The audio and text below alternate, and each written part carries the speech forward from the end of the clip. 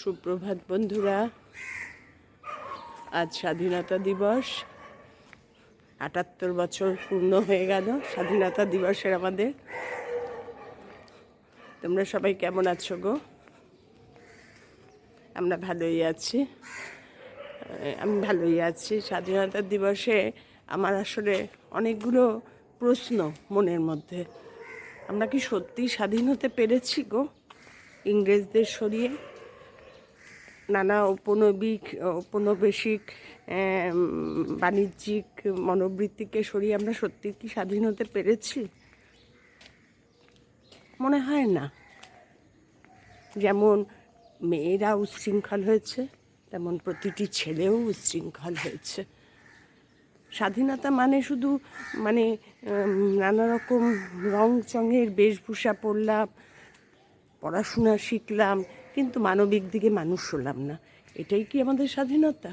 নালে ভাবো তুমি, একের পর এক নানা রকম অত্যাচারিত হচ্ছে মেয়েরা, নানা রকম এক পাশবিক মানুষের মধ্যে ভাবনা।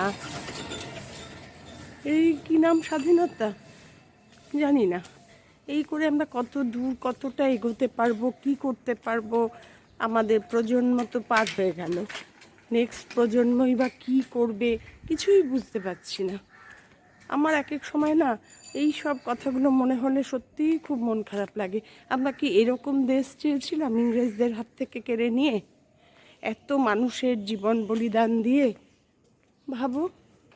তাই সকালবেলায় যখন চারদিকে নানা রকম আওয়াজ হচ্ছে, ব্রিগেড বাজছে, মনে হচ্ছে সেই কথাই শুধু, যে আমরা কী স্বাধীন হলাম। মুষ্টিমেয় কিছু ছেলে মেয়ে মানুষ হই হই করলাম স্বাধীনতা স্বাধীনতা।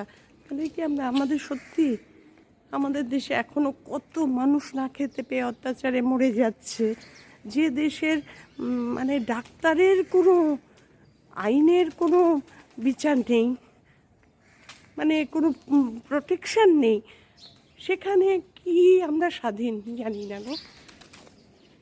তাই সকালটা শুরু করতে গিয়ে আমার মনটা খুব ভারাক্রান্ত হয়ে গেল। আমি তাই ভাবছি যে আমরা এরই কি নাম স্বাধীনতা? যাই হোক, হয়েছি স্বাধীন। আমরা নিজেরা পড়াশোনা শিখে বর্বর তৈরি হয়েছি, অসভ্য তৈরি হয়েছি, প্রতিটি মেয়েও তৈরি হয়েছে, প্রতিটি ছেলেও তৈরি হয়েছে। মা বাবাকে সম্মান করতে জানে না, মা বাবাকে শ্রদ্ধা করতে জানে না, মা বাবাকে ভালোবাসতে জানে না। কি বলবো বলো? তো যাই হোক, আজ আমাদের স্বাধীনতার দিনটা আমরা কাটাবো ওই বাড়িতেই। কারণ আসলে আমরা তো নিজেরা একা একা আনন্দ করতে পারি না দুজনে মিলে। এই জন্য বড় মেয়ের আজকে নিমন্ত্রণ আছে, ওরা অফিস কলিগের ছেলের 5 বছরের বার্থডে, লাঞ্চেই নিমন্ত্রণ, যার জন্য ওরাও বেরিয়ে যাবে ব্রেকফাস্ট করে 10:30-11টা, অনেকটা দূর, সেই হাবড়া, গাড়িতে যাবে, ঘন্টা 1.5-2 তো লাগবেই, সেজন্য ওরা তাড়াতাড়ি বেরোবে। আর বাবানটার শরীরটা খুব একটাও ফিট নেই, কি বলতো, ওর টেম্পারেচারটা আবার এসছে। আসার পর ইডিএফের ওর যে চাইল্ড স্পেশালিস্ট ছিল সে বিদেশ চলে গেছেন। হ্যাঁ, ডক্টর টি ভৌমিক, ওকে 5 দিন থেকেই ওনাকে দেখাচ্ছি, ওনার কাছেই সব ভ্যাকসিন, ওনার কাছেই সব কিছু। উনি এখন বিদেশ চলে গেছেন।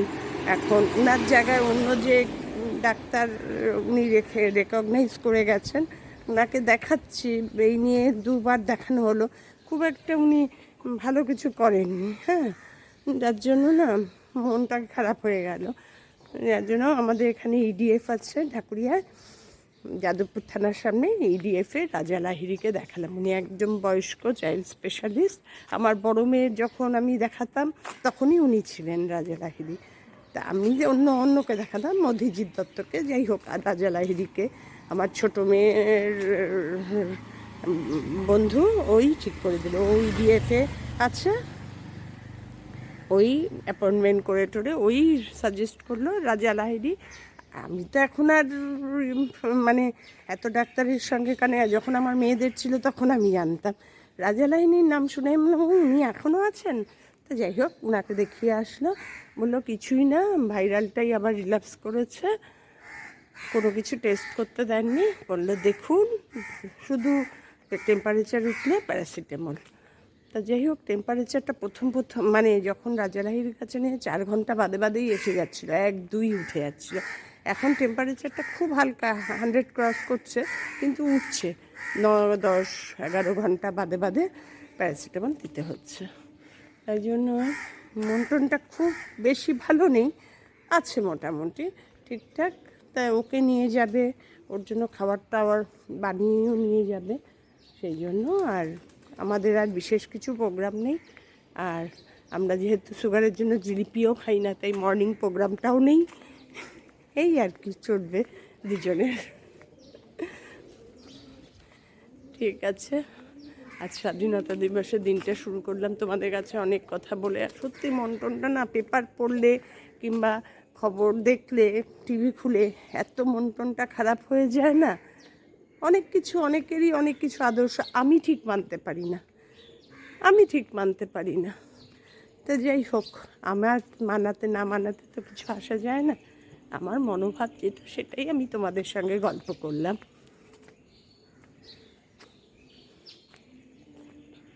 ঠিক আছে। স্বাধীন ভারত, স্বাধীন ভারতের স্বাধীন নাগরিক।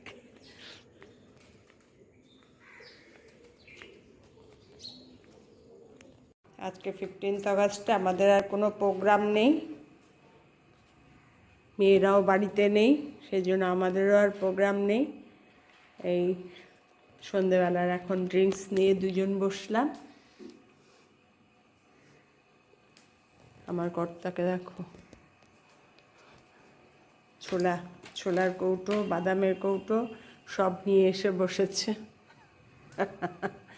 ওরও শরীরটা বেশি ভালো না, প্রচণ্ড সর্দি লেগেছে। আমাদের সব এবার সর্দি, হাসপাতাল হয়ে গেছে আমাদের বাড়ি। আর 15ই আগস্ট কী বানাবো? যে দেশের মায়েরই কোনো সম্মান নেই, স্বাধীনতা নেই, মানে কি বলবো, কোনো কদর নেই, মানে কি বলবো আর, খুব বাজে লাগে গো, খুব বাজে লাগে। আরজি করের ঘটনাটাতে খুব শোকস্তব্ধ। আরও বেশি কেন বাজে লাগে জানো তো? যেহেতু আমার মেয়েও ডাক্তার, সেই জন্য আরও বেশি খারাপ লাগে গো, আরও বেশি খারাপ লাগে। কোন সময় কি হবে, মানে এরকম একটা অনিশ্চিত মানে প্রফেশনে ওকে মানে দিলাম, ও হলো, ও গেল মানে নিজের ইচ্ছাতেই। এখন ভাবি পড়াশোনা না করিয়ে বোধহয় বাড়িতে বসিয়ে রাখলেই ভালো হতো, অন্তত জীবনটা তো বাঁচবে। যাই ওর পড়াশোনার পেছনে যা খরচ করা হয়েছে সেটাই ইনভেস্ট করে রেখে দেবো, ওটা দিয়েই ও খাবে, এইরকম মনে হয় জানো না এক এক সময়। যাই হোক, আর কি বলবো, আজকে ভিডিওটা তাহলে এখানেই শেষ করছি। তোমাদের যদি আমার ভিডিও ভালো লেগে থাকে তাহলে লাইক করে দিও, আমার চ্যানেলটাকে সাবস্ক্রাইব করে নিও। তোমরা সবাই ভালো থেকো, সুস্থ থেকো, সাবধানে থেকো। আবার দেখা হবে নতুন একটা দিন, নতুন ভিডিওর সঙ্গে। টাটা।